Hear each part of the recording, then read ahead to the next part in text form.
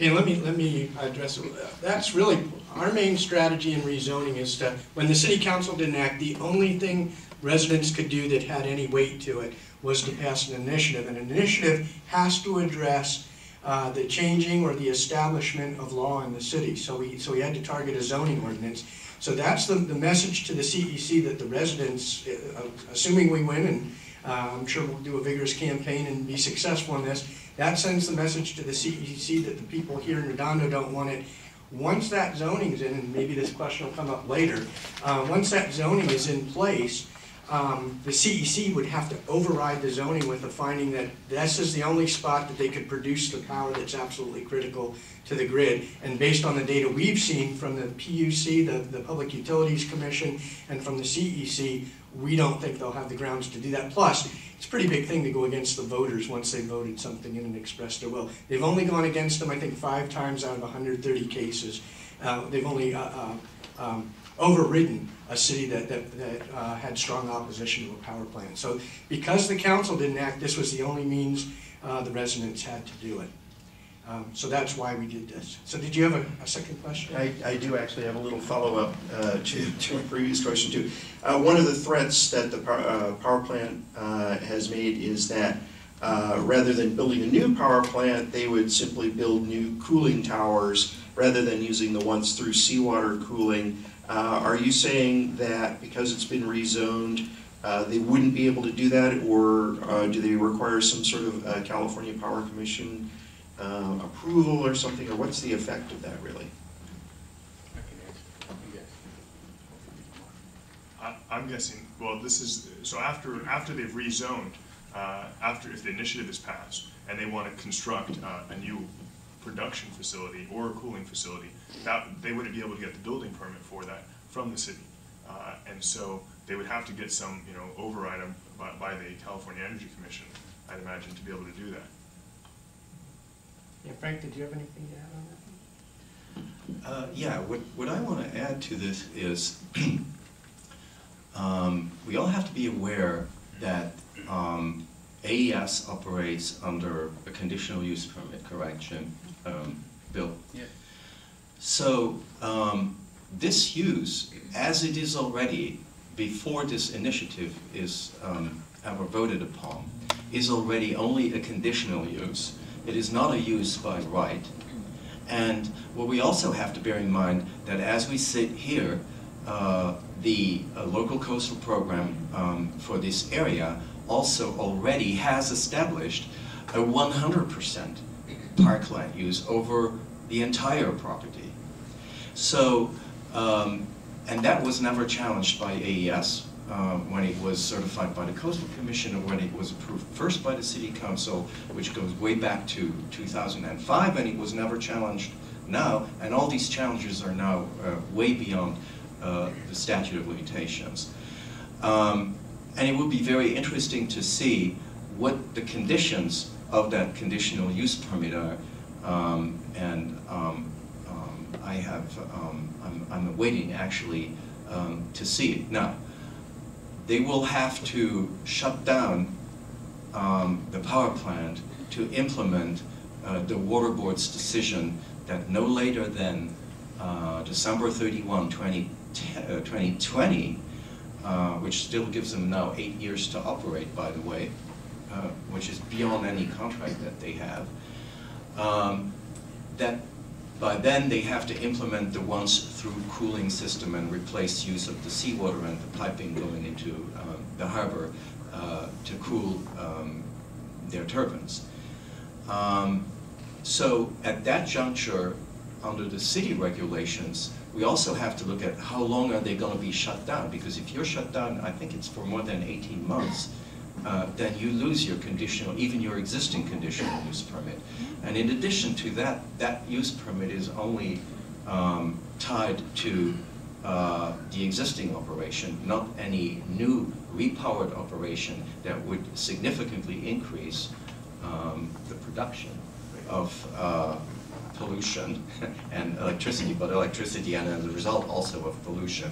So I am not extremely worried about takings claims for something that doesn't even where there's other laws and regulations already in place that regulate them, that make them aware that they only have a conditional use, and then for a situation that doesn't come into existence until 8 years from now, where there will be lots of intervening decisions by other agencies, not the least of which, as you just mentioned, saying the California Energy Commission license, which may be denied. And if that is being denied, then the game would be over long before this initiative would even take effect.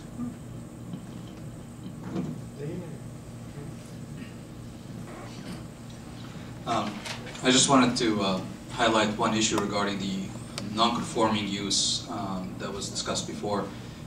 There's a concept through which, I'm not talking specifically about the initiative, but any government agency that are in the process of rezoning for an alternate use can rezone properties, and even if they have non-conforming uses after rezoning, they can require a property to get out of the non-conforming zone through a process called an amortization schedule.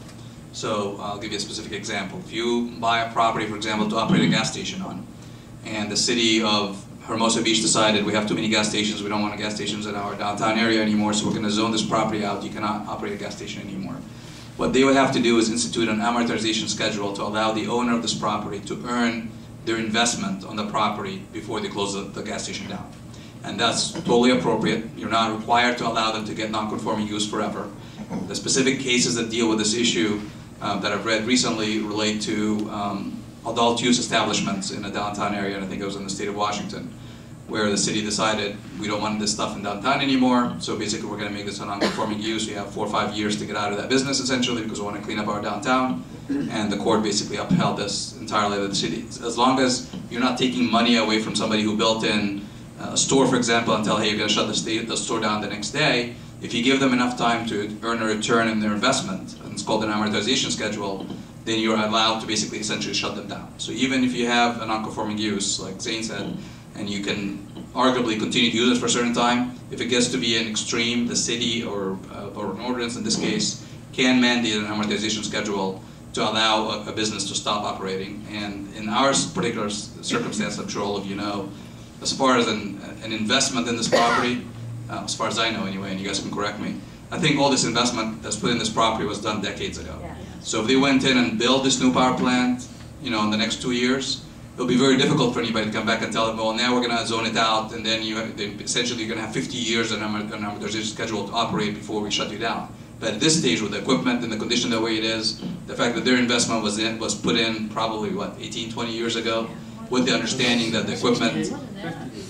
No, I meant AES from Edison, not okay. Yeah, no, I'm not talking about Edison, but once they bought the property from Edison, they knew all the equipment was old, it's not going to live around forever, so they did not have an investment expectation that this is going to operate for 50 years. So I don't think that they would even be entitled to an amortization schedule if we went down that far. Yeah, the other detail there, and some of the people have questioned why we gave them so long to shut down the power plant. We did not want to truncate the contract that they bought away from Edison, essentially, which goes out through 2018. So we gave them to 2018. The State Water Control Board said, hey, you got to convert to this once-through cooling by 2020. So we even went further than that and say if they got some temporary 2-year contract that they could tie them through that 2020, we let them go until the deadline specified by the State Water Resources Control Board. Frank? Yeah, I just wanted to add, actually, Jim is exactly right. And we felt that if the amortization period that was vetted by the state of California through the State Water Resources Board was found to be legally adequate, then we'll go by that.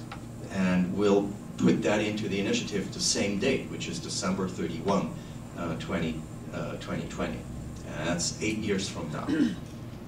Yeah, from a political perspective, a lot of folks are, some of our opponents are out there saying you're taking property rights and they made the investment in the property.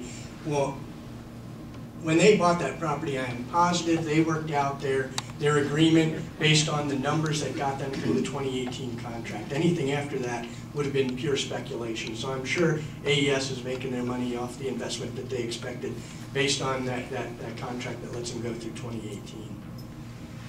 See, Dawn?